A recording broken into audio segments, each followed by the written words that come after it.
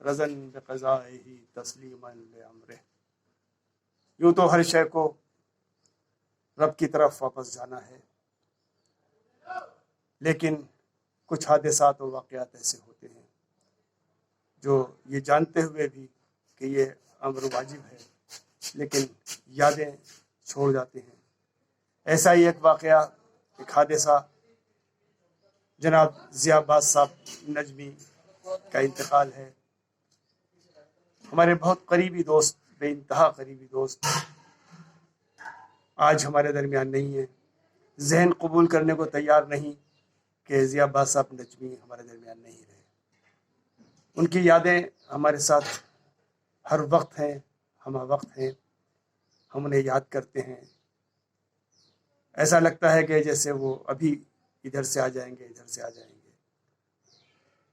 ایک بہترین شاعر، بہترین صحافی، بہترین ناظم، بہترین ذاکر، مرثیہ خوانی بہترین کرتے تھے۔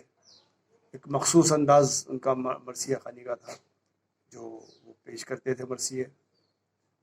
اور اس کے علاوہ ایک بہترین انسان، ایک بہترین انسان ہونے کے ناطے وہ ہم سے جڑے ہوئے تھے اور ہمیشہ ہمارے ساتھ رہتے تھے۔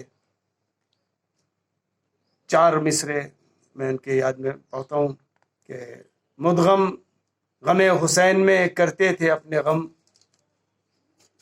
مدغم غم حسین میں کرتے تھے اپنے غم، نجمی کبھی غموں کو تو گردانتے نہ تھے، نجمی کبھی غموں کو تو گردانتے نہ تھے، اور فطرت میں تھیں بسی ہوئی سادہ مزاجیاں، کہتے نہ تھے برا وہ برا مانتے نہ تھے۔ یہی ان کا مزاج تھا کہ نہ کبھی غصہ آتا تھا انہیں، نہ کبھی کسی سے تلخ کلامی ہوتی تھی۔ ہمہ وقت وہ مسکراتے رہتے تھے، اپنی بات بہت شائستگی سے کرتے تھے، اور اسی لیے انہوں نے اپنے احباب میں، اپنے سماج میں اپنا ایک مقام بنایا تھا، اور وہ مقام آج بھی باقی ہے، لیکن وہ ہمارے درمیان نہیں ہے۔